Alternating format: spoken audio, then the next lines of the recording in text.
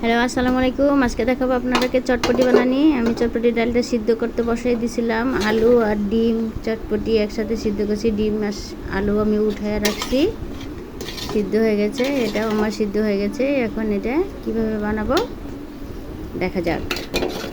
পেঁয়াজ মরিচ দিয়ে আমি এটা একটু ভেজে নিলাম। তারপরে আমি এটার মধ্যে মশলা দেব,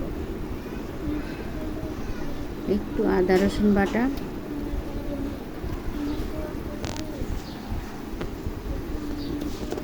বাসায় যা কিছু থাকে এগুলো দিয়েই বানানো যায়। অত বেশি স্পেশালভাবে কোনো মশলা টশলা না দিলেও চলে।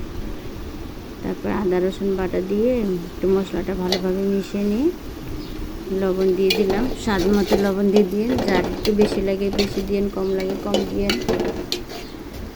তারপরে মশলাটা ভালোভাবে কষায় নেন। আলুগুলো আমি ভেঙে নিব হালকা।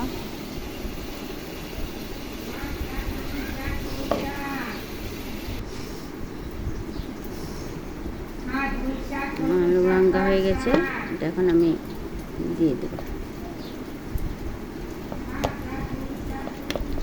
আপনারা দেখেন, একদম সহজ চটপটি বানানি।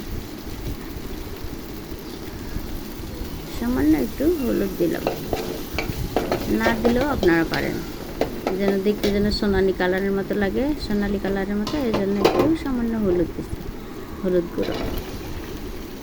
তারপরে ঢেলে দিলাম। চটপটির ডালটা সুন্দর মতো সিদ্ধ হয়ে গেছে। তারপরে ডিমটা সরিয়ে রেখে আমি আলুগুলো দিয়ে দিব। আলু দিলে একটু ঘন হয়, এই জন্য একটু সিদ্ধ আলু দিয়ে দিলাম এটার মধ্যে। ভালোভাবে নেড়ে চেড়ে মিশিয়ে নেবেন। তারপর আমি ডিমটা ছিলে নিয়েছি, কুচি করে কেটে নিয়েছি। পেঁয়াজ, কাঁচামরিচ, তারপরে ধনিয়া পাতা, ডিম কুচানো সব একসাথে করে রেখেছি। আমার চটপটিটা হয়ে গেলে ওটার উপরে দিয়ে পরিবেশন করে দিবেন, খাবেন।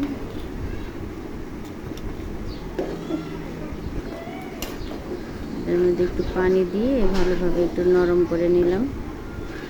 তারপরে আপনারা তেঁতুলের টক দিয়ে, লেবু দিয়ে খেতে পারবেন, খায়েন।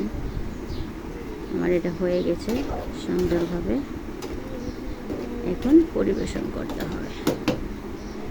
কি সুন্দর কালারটা হয়েছে না?